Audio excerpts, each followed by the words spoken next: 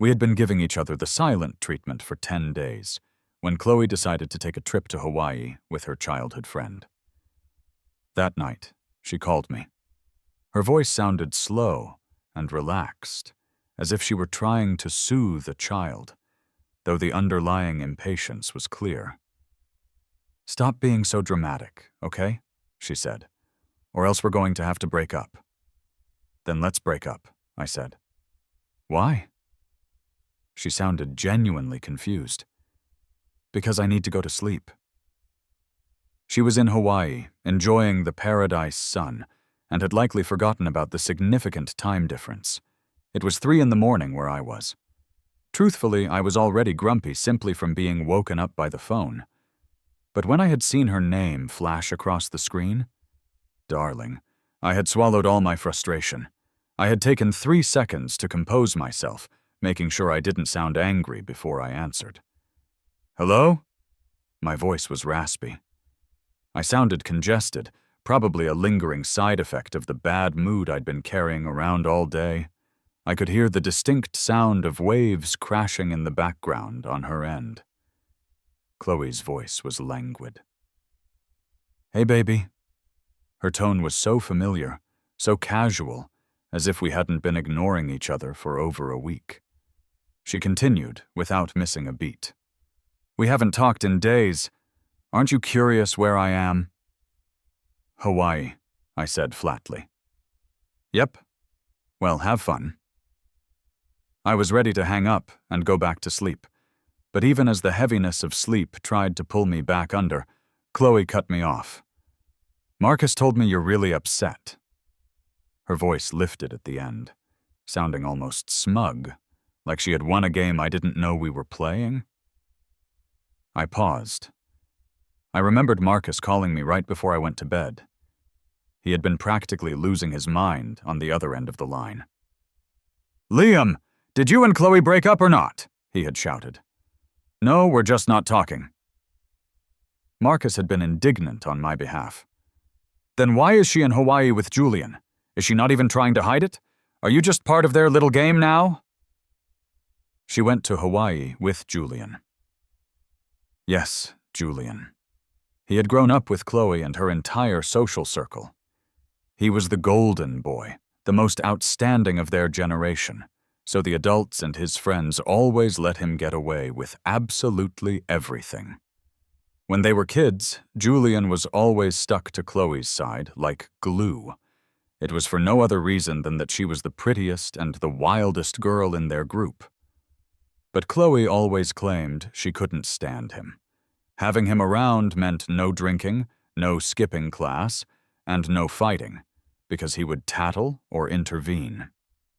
So later, when people tried to set them up as a couple, Chloe would wave her hands dismissively. "Forget it," she would say.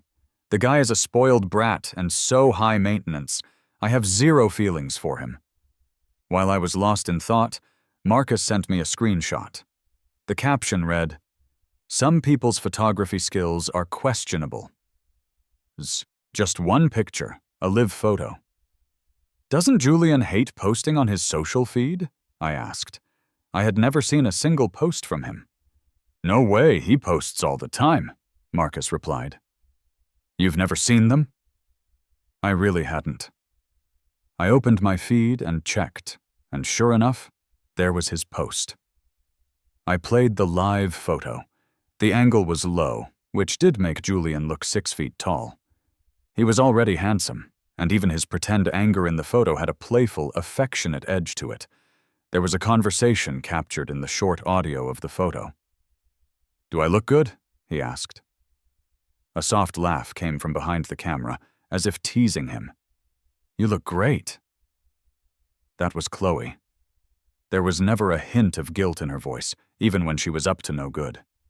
I don't know why, but that one photo made my eyes burn. I quickly shut them, trying to stop the stinging sensation, but it was useless. My vision blurred. Marcus immediately panicked. "Liam, are you okay? Chloe is such a jerk. Who cares if she's pretty? She still breaks your heart. This is all my fault. I shouldn't have gotten worked up and told you." Just then, my alarm went off. 11 o'clock, my bedtime. I sniffled, holding back a sob as I tried to reassure Marcus. It's okay. Even if you hadn't told me, I would have found out eventually. I just checked Julian's feed and realized he used to hide his posts from me, but he unhid them. That's why I can see this photo now. Marcus tried to comfort me more, but I cut him off. It's fine, really. I need to go to sleep. I'll talk to you tomorrow, okay? But my choked-up voice and the trembling I couldn't control didn't sound very convincing. That must be why Marcus had called Chloe to chew her out. It was strange. It was like I just switched off my emotions and fell asleep. Before I drifted off, I even wondered if I had a histrionic personality disorder. How could I go from feeling my heart clench one second to being dead asleep the next? Why was I so upset? Maybe it was because Chloe and I had planned to take a vacation to a tropical island just like that one. Or maybe it was the ambiguity between her and Julian. Or maybe it's just that you're supposed to be upset when you find out your girlfriend went on a trip with another guy. I didn't find an answer. And then I was woken up by Chloe's call. Chloe was still smiling on the other end of the line. I could hear the wind whistling into the phone and could perfectly picture her. She had probably just watched the sunrise with Julian, wrapped in a feeling of pure contentment, so relaxed that even calling me felt effortless to her. Marcus called and chewed me out, she said. Said you were really upset. All of our childhood friends are here, not just him. Next time, I'll come with just you. Didn't you want to vacation on an island? Yesterday we chased the sunset on the scenic highway. I was so tired. So I just mumbled, Okay, next time. I'm gonna hang up now. But she let out some impatient noise. There was a hint of a warning in her voice. Liam, stop being so dramatic, okay? Or we're really going to break up. Then let's break up. The words just slipped out, as if they were a natural response to hers. Chloe scoffed. What did you just say? It was like she was deigning to give me one more chance to correct myself. My breath caught for a second, but I said it again. I said, let's break up. Chloe seemed to take a few deep breaths on the other end of the line before asking calmly, Why? I clutched the corner of my blanket and said softly, Because I need to go to sleep. Just because of that? Yeah, just because of that. Chloe let out a cold laugh, then spoke maliciously. Then don't you regret it? Because this time, even if you get on your knees and beg, I sure as hell won't take you back. The next second, I heard the sound of a phone being thrown and shattering against something hard. The line went dead. But now I couldn't sleep. Was sleep really that important? I guess not. I was sent to live with Chloe's family during my sophomore year of high school. Chloe's grandfather and my grandfather were buddies from the army. The bond between the older generation was deep, and since my parents had passed away early, my grandfather paved the way for me before he was gone. He made one phone call to entrust me to their care. Chloe was beautiful and free-spirited. It felt like we were from different worlds. In college, she was always traveling abroad with her friends. One time it was my birthday. I didn't expect her to remember. But the day before, she asked me, Is it your birthday tomorrow? I said yes. Chloe laughed. Then I'll call you at midnight to wish you a happy birthday. Okay. Chloe loved adventure. Racing, surfing, skiing, rock climbing. She spent a fortune on those hobbies every year. On my birthday, she was with friends watching waterfalls in the fjords of Norway. I never really got my hopes up about people's promises, but that night, I sat at my desk studying until midnight, the dim lamplight illuminating my phone, which was always on. My roommate asked, It's not finals week yet, is it? Liam, why are you studying so hard? I just can't seem to fall asleep. Well, we're going to bed then? It was midnight, My heart pounded in my chest. 1 minute passed, 2 minutes, 3 minutes passed. The English words on the page started to dance, and I couldn't make sense of them. I opened my phone, thinking I'd look up a grammar rule. I realized I'd only put it on silent, not airplane mode. The internet was still on, and calls could come through. At 1:00 a.m., I changed Chloe's contact name to Liar. At 2 a.m., I changed it back and put my phone under my pillow. At 3:00 a.m., I quietly got out of bed and sat in the hanging chair. At 3:52 a.m., Chloe finally called. I tiptoed out of the room, afraid of waking my roommates. In the empty hallway, I wrapped my jacket tighter around myself.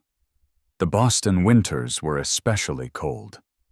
The frigid wind cleared my head a bit, but I still pretended I'd just been woken up, making my voice sound groggy and muffled. "Chloe, what's up? Did I wake you?" "I was just chasing the northern lights and forgot to call." Her voice was so clear and full of life that all my previous disappointment just pathetically vanished. "It's fine. I forgive you," I thought to myself. Chloe said, "Happy birthday, Liam." "Thanks." Chloe shared some photos with me. We talked for almost half an hour. Her girlish enthusiasm was intoxicating. This person is truly captivating, I thought.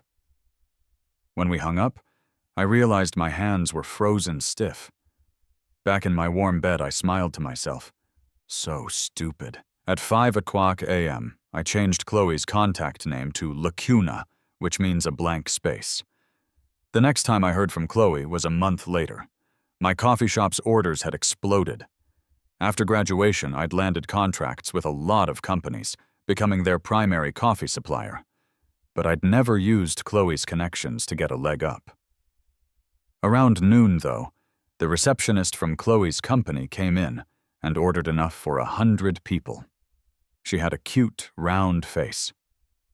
"Could you please make it as fast as possible? My boss has been in a bad mood lately, and I'm afraid if I'm slow, I'll get fired tomorrow just for stepping into the office with my left foot first."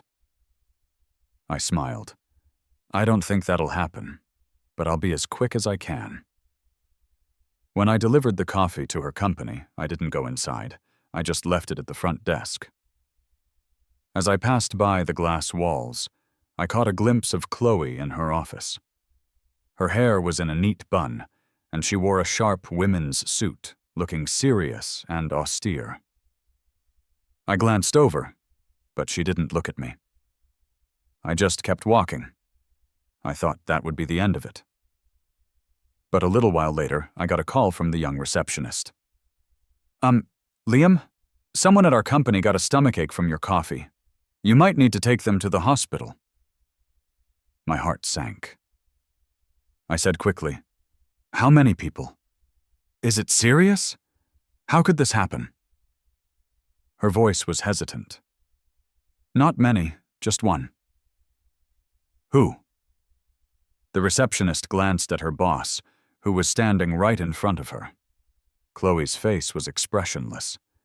She looked cocky as hell, not like someone suffering from a stomachache at all. The receptionist's face fell. "It's our boss." I was silent for a moment. "Then it's probably not my coffee. If she has time, Ms. Bernard should make an appointment with a specialist at the city hospital to get her head checked." After I hung up, my thoughts were a mess. Chloe had never been a difficult person in that way. In the years we'd been dating, we'd had our share of breakup threats. But after every fight, I was always the one to make peace first. After all, Chloe had a lot of pride and was a bit domineering. Even when she wanted to make up, she'd only drop a subtle hint, leaving the heavy lifting to me, just like today. The receptionist ordered coffee, and Chloe was sure that if she just stood there and created a situation, I would come running to her. But for some reason, this time I didn't want to. By the time I got off work, night had fallen. The exhaustion from the long drive home almost crushed me. I opened my door only to see Chloe standing there. I froze. "What are you doing here?" Compared to the serious professional I'd seen in the office at noon, she was now in loungewear, looking much softer. She looked up at me, her expression almost hurt. "Why haven't you reached out to me this whole month?" I looked down, taking off my shoes. "I didn't block you, and I didn't change my number. So if you wanted to find me, you probably could have." "What about you? Why did you have to wait for me to come to you first? I had the receptionist order coffee today." That was business, not love. She'd been the boss for so long she'd forgotten how to bend. My gaze was steady. "Besides, you're the one who said it, right? We already broke up." Chloe shot up, her long legs closing the distance in a few strides, pinning me against the wall. She frowned, almost shouting. "You know I was just angry, but I wasn't serious." I tried to move, but Chloe grabbed my wrist, her grip tight, and pushed me back against the wall. "Liam!"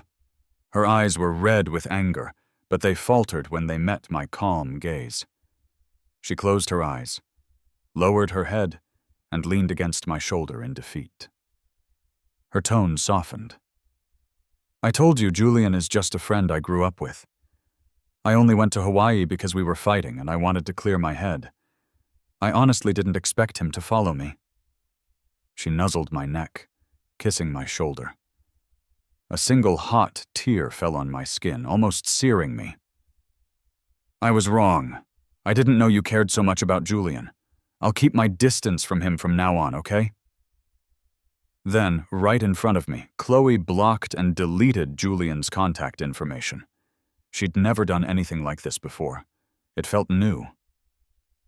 As I stood there stunned, an alarm went off, shattering my thoughts. 10 o'clock. I pushed her away. "I need to go take a shower." "So we're not breaking up?" Chloe asked softly, holding my hand. "I don't want to talk about this right now."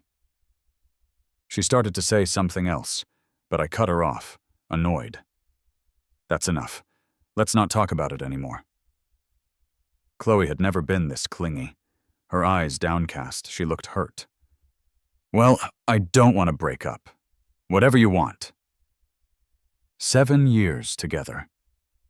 This incident didn't seem serious enough to warrant a breakup. It just wasn't enough. The timing didn't feel right. It was like all my energy had been drained over 7 years of entanglement, and now I didn't even want to say another word. I was too tired. So tired that I didn't even want to argue about breaking up. I couldn't stay in the bathroom forever, so eventually I went back to the bedroom. As soon as I lay down, Chloe snuggled up and wrapped her arms around me. I used to love hugging Chloe. She worked out regularly and had a slim, curvy figure. When she held me, I always felt softly enveloped, filled with a sense of security. Maybe it was because my parents died when I was young, and I was later entrusted to her family's care. For a time, a lover's embrace was something I found myself addicted to. A moment later, Chloe bit my shoulder, her hand tracing my waist and stomach, trying to move higher. I stopped her. "Chloe, I don't want to." She rolled me onto my back, her eyes teasing. "Why not? Don't tell me you don't like it." "I need to go to sleep." It was 11 o'clock. Chloe laughed. "Don't make excuses. Back when we first started sleeping together, you loved it when I kept you up all night." In the beginning, when our passion was at its peak, every touch felt incredible. As for now, it's not an excuse. It's what the doctor said. Chloe stopped kissing me and met my gaze. "When did you see a doctor?" "That one time I told you, when I went because I thought I was seriously ill." I turned my back to her. I closed my eyes, feigning sleep. "Thankfully, it wasn't anything terminal. Just my hormones are out of whack from too much stress. The doctor told me to get more rest." For a long time, Chloe was often traveling abroad for business, gone for weeks at a time, constantly busy. Our calls became shorter and less frequent. When she finally came back, I was struck by how long it had been since I'd seen her. Her hair had grown a bit longer and was loosely tied back, revealing her smooth forehead. Her bone structure was sharp, giving her a very capable look. In college, she was so carefree. While everyone else was cramming for finals, she was off traveling the world. She used to take me with her on trips during winter and summer breaks. But after she took over the company, we saw each other less and less. She held me on the couch, kissing my neck affectionately. It tickled, and I pulled away. I keenly noticed a slight change in her scent. "You changed your perfume." Chloe liked light scents. This one was a bit strong. She hummed in agreement. "I had it custom made at a perfumery in England." I raised an eyebrow. "She never went shopping." "What? You don't like it?" I tried to stand up. "No, it's just we haven't seen each other in a while. It feels a little strange." Chloe seemed to find that amusing, grabbing my waist and pulling me back into her arms. After that, the coffee shop got really busy. I started having constant stomach pain and a persistent low-grade fever. One day, my face suddenly went pale. I immediately made a doctor's appointment. As I opened the envelope with the results, my fingers trembled. In all our years together, Chloe and I had never talked about marriage. She craved freedom. I was focused on the present. There were all sorts of other reasons, too. So even though we were very close, we had a tacit agreement to avoid the heavy topic of the future. The results weren't back yet. I closed my eyes in frustration. Facing something like this for the first time, my first instinct was to call Chloe. She was probably at work. Her voice was calm and detached. My own voice was choked with fear and anxiety, making it hard to breathe. "Chloe, I think there might be something seriously wrong with me." There was a moment of silence. "Liam, don't be scared. Go to the hospital for a checkup tomorrow. But I have a business trip then. Can I have my assistant go with you?" "No, it's fine. I can go by myself." "Okay." But I couldn't bear the agonizing wait. I got a specialist appointment for that same day. While I waited, my fear turned to apprehension. If I really was seriously ill, what would I do? I thought, even if I end up alone, I can live a good life. It's just a shame I never got the chance to build a family with her. That was when I saw Chloe with Julian by her side. She was helping him walk toward the orthopedics department on the same floor. As they walked past, many people turned to look at the handsome couple. They were truly a sight to behold. My heart felt like a piece of it had been carved out, leaving a hole that could never be filled. A mechanical voice called out, "Now calling patient number 037, Liam Hastings, to examination room 2. In the next second, Chloe's back stiffened, and she turned to look.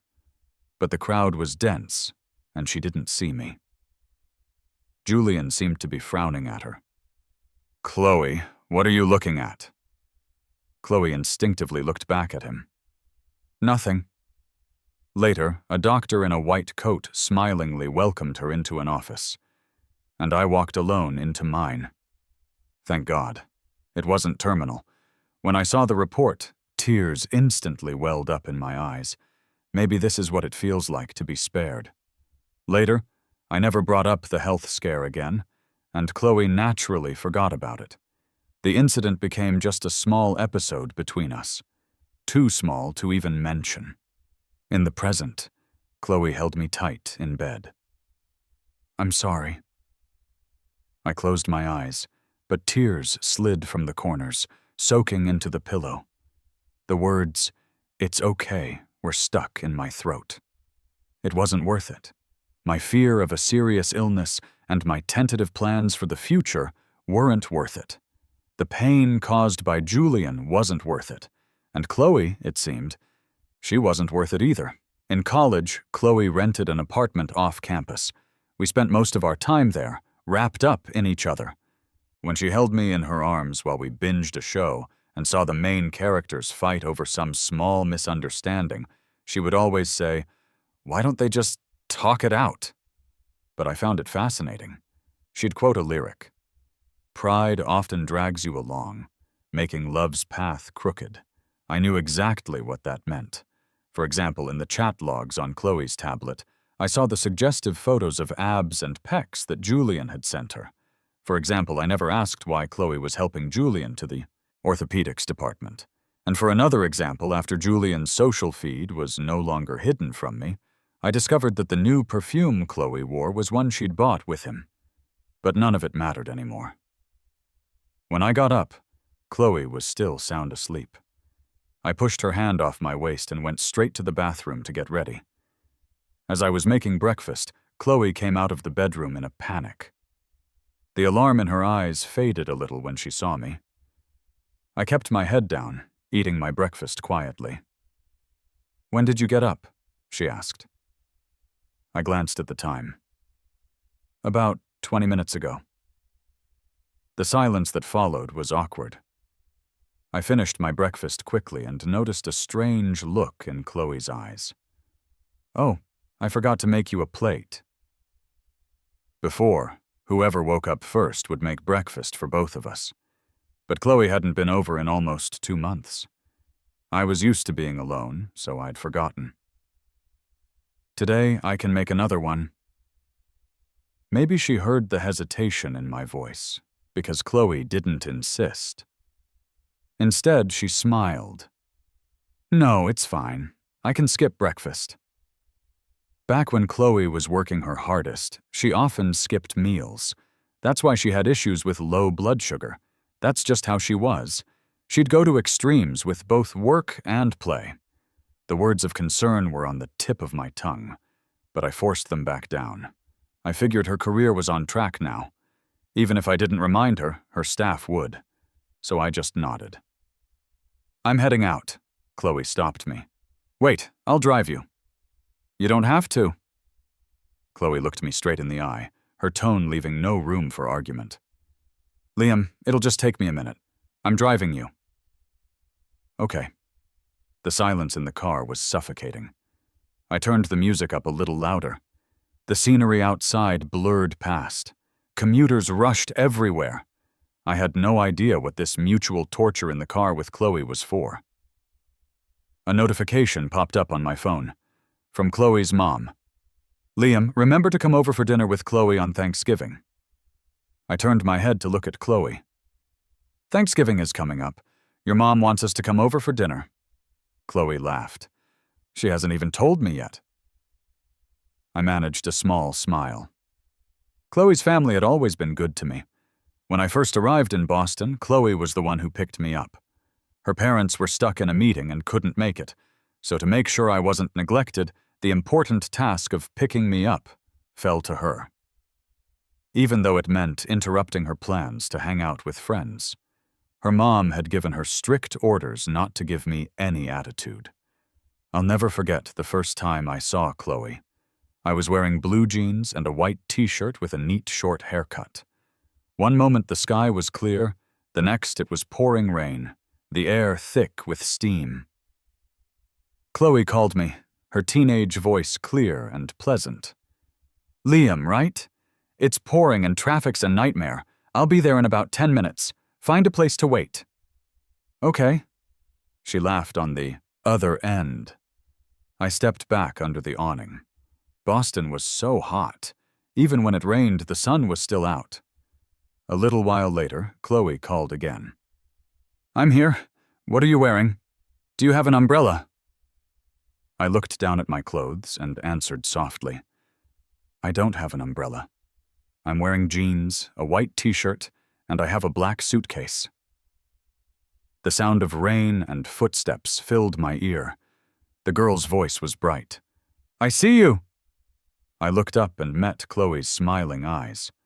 I instinctively took a deep breath, my shoulders and neck tensing as if to dodge raindrops that were still far away. "Hi, I'm Liam." She took my suitcase and raised her eyebrows at me.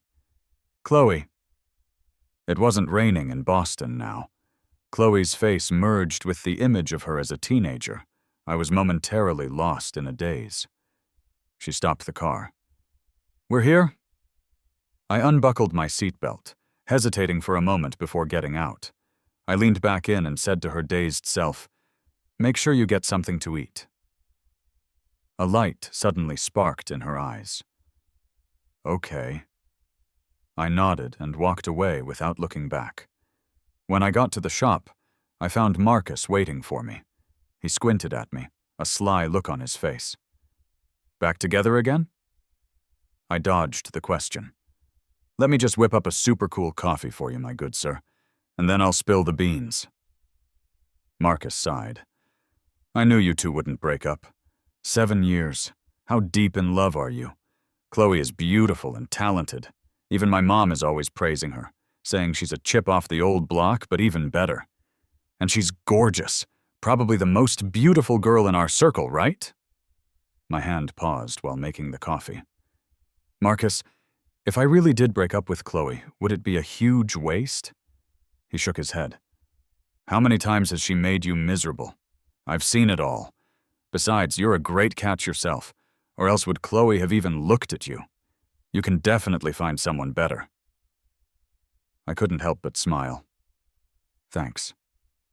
But hearing you sound so down the other day, I seriously wanted to go beat her up. It was fine, really. Keep telling yourself that. It really was fine. It was like a sky that had been overcast for days, making you feel gloomy, until a huge storm finally broke, washing away all the pent-up frustration. And in the end, the windows were clear, and the sky was bright. Thanksgiving arrived. Chloe held my hand as we walked into her family's house.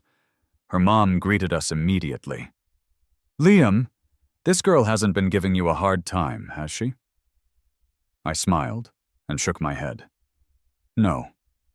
Her mom asked me a few things about my business. I can introduce you to some clients, you know. You should come play cards with us more often. I helplessly agreed. In the years I lived with them, they had always treated me well. They would even pressure Chloe about marriage at the dinner table. Chloe, you and Liam aren't getting any younger. A few years ago you used your careers as an excuse, but now that your relationship and careers are stable, shouldn't you be thinking about getting married? This had happened before. I remember once in the study, Chloe's mom had asked me to bring some fruit in. I walked in just as her father and she were finishing a conversation about the company. Her dad then brought me up. When your grandfather passed away, he specifically asked us to take good care of Liam. I was against you two dating at first. You've heard the rumors. Some people said I was adopted, others that I was a social climber, that I wasn't from the right kind of family. But if you really like him, you should get engaged soon. Give the boy some security. With that temper of yours, Liam is the only one who can put up with you. I heard Chloe laugh. I still want to have fun for a couple more years. If I settle down now, who knows if my feelings will change. Let's talk about it when I'm 30. Chloe was only 26. I didn't say anything. I knew she would refuse. But in the next second, she said, Okay. I jerked my head up. She turned to me. Liam, let's get married. No, I don't want to. On the way back, I spoke up. Can you pull over for a second? Chloe didn't hit the brakes, just said calmly, Whatever you have to say, just say it. I don't want to get married.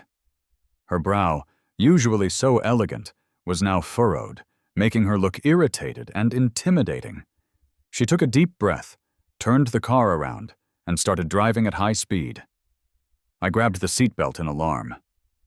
Chloe, where are you going? To City Hall. We're registering to get married right now. Are you crazy? I said. I don't want to get married. Chloe was unnervingly calm. You need a reason to break up, right?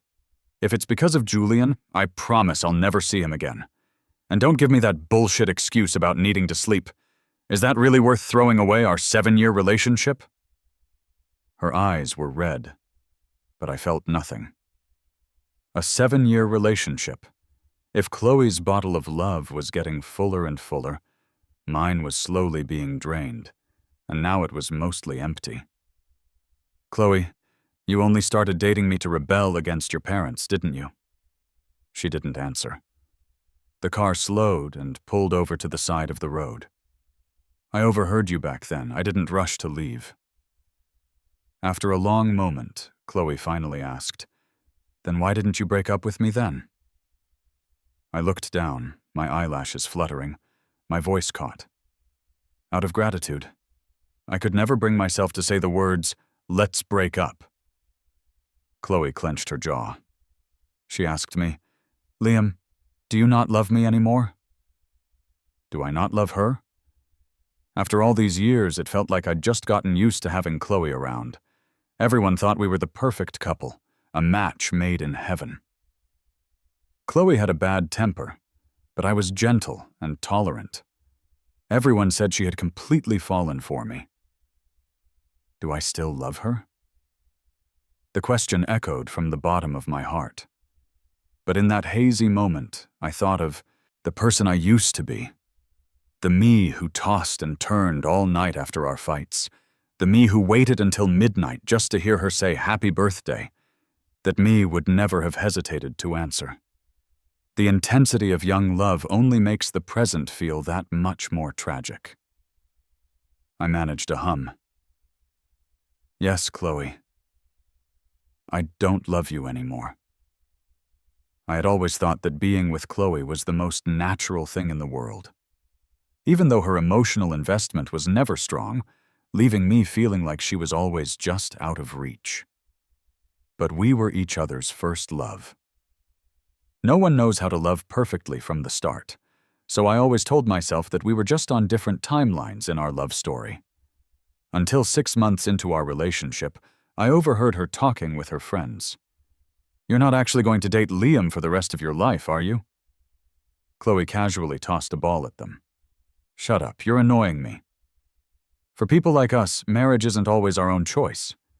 Does dumping Julian to be with Liam even mean anything?" "Yeah, it does. Julian is a spoiled brat, so dramatic. Why should I have to marry him? Liam is so much more obedient."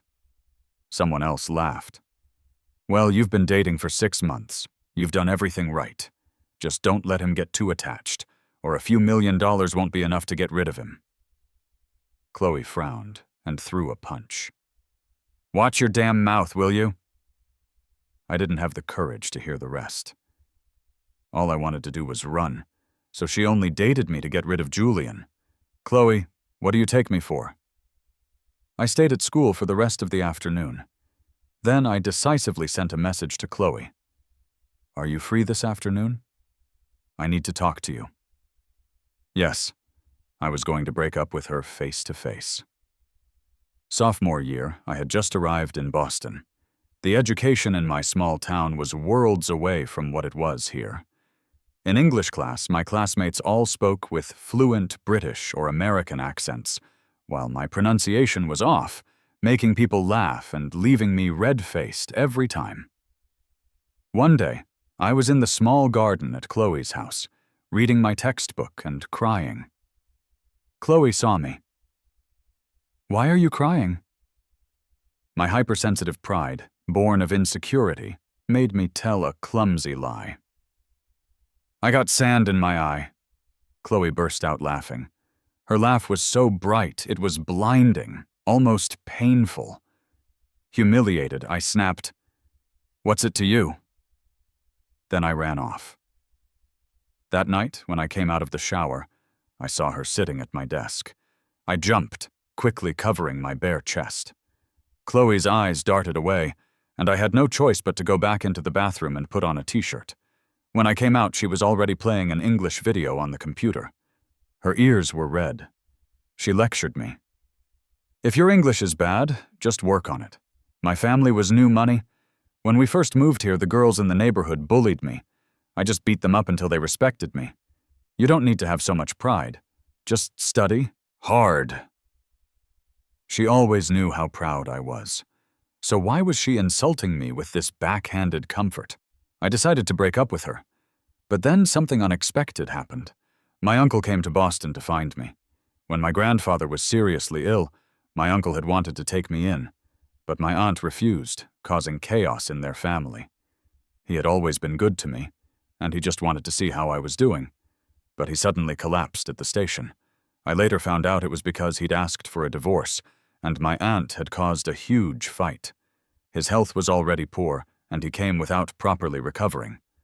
Chloe was the one who told me all this. By the time I got to the hospital, she had already paid all the medical bills. It seems your uncle was injured before, and it healed on its own, she said. His constitution is just weak. My mom said our family's lawyer will handle the divorce for him, so you don't need to worry. I looked at Chloe's sincere eyes. I was speechless. Her father pulled me aside. He said earnestly, "Liam, don't worry about your uncle. He's just weak and needs to rest. As for the divorce, we'll help them. I always wanted to treat you like a son, but who would have thought my daughter Chloe would fall for you? I was against it at first because feelings can be so unpredictable, but since you two are in love, then be good to each other. She can be a real handful sometimes, so please be patient with her." After that, I choked back a sob. "I understand, sir. Thank you." The help from Chloe's family was a debt that, for the small person I was, felt impossible to repay. I knew then. It was probably impossible for me to be the one to break up with Chloe. After Thanksgiving, I was busy with a coffee culture festival. While waiting backstage, I heard a hesitant voice. "Liam?" I looked up, my mind blank for 3 seconds. Elena. She smiled at me. "It really is you. Look at you, making latte art so skillfully. I remember when we first met. You didn't even know how to use an espresso machine and said you only drank instant coffee." I smiled back. "And you're a judge now, no longer just a laid-back coffee shop owner." I first met Elena in my junior year of college. I was working several jobs around the clock to pay for my tuition, living expenses, and trips with Chloe. Chloe's family had given me a lot of money, but I felt I couldn't owe them any more, so I never touched the money in my account. I meticulously planned every hour of my day. Coffee was my life support. One day, I was so exhausted, but I still had to study for finals that night, so I ducked into a random coffee shop. "Extra shot Americano, thanks." Elena was feeling particularly lazy that day. "Sir, we're closing." "Then whatever is easiest for you to make." "I still have to clean up. If you're not busy, how about you make a cup yourself? The equipment is right there. It's on me." This owner had some personality, but I didn't even know how to use an espresso machine. Elena sighed in resignation, took the tools from my hands, and told me to sit down and wait. But the chair in her shop was so comfortable, I fell asleep. I finally got a good night's sleep.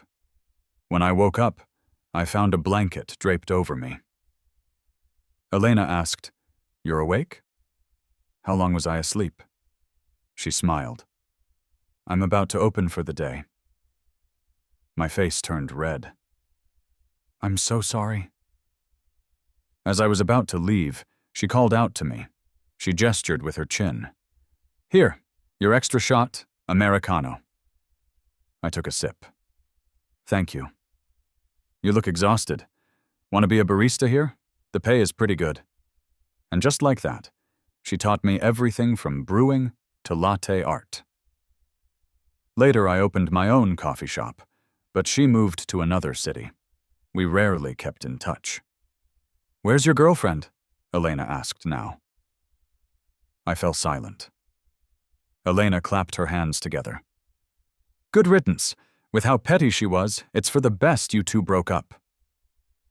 In the past, Chloe and I had fought many times because of Elena. Each time, I was the one who had to coax her back. Elena would always ask me, "Liam, why are you working so hard?" I'd say, Because I have to work very, very hard to find the determination and courage to leave. When I got home, Chloe was waiting at my door. I had changed the password. She probably didn't know. My steps faltered when I saw her, but then I walked up as if nothing was wrong. "Can I help you?" I opened the door and let her in. Her hair was a little messy, and she didn't look as confident as usual. "I found your appointment records and the doctor who saw you," she said quickly. "That day, I took Julian to orthopedics for a checkup. You saw us, didn't you? It's because he blocked my car and I accidentally hit him. I had to take him to the hospital. And I really did have a business trip the next day, so I couldn't go with you." Her eyes were red as she hugged me tightly. "I heard from the doctor that you were terrified. You wanted this family too, right? Liam, let's not break up, please. We can get married. We'll have kids someday. I promise I'll never disappoint you again." I was as calm as a judge passing a death sentence on our relationship. "Chloe, I don't love you anymore. It's enough that I love you. We can get married. We can build our feelings back up. Who says people have to be in love to get married?"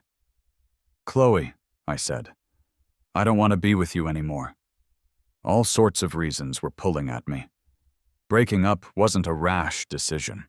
It was the culmination of countless small things. "Chloe, the reason we're breaking up is because there's no love left between us. When you were on top of the world, I was slowly falling out of love with you.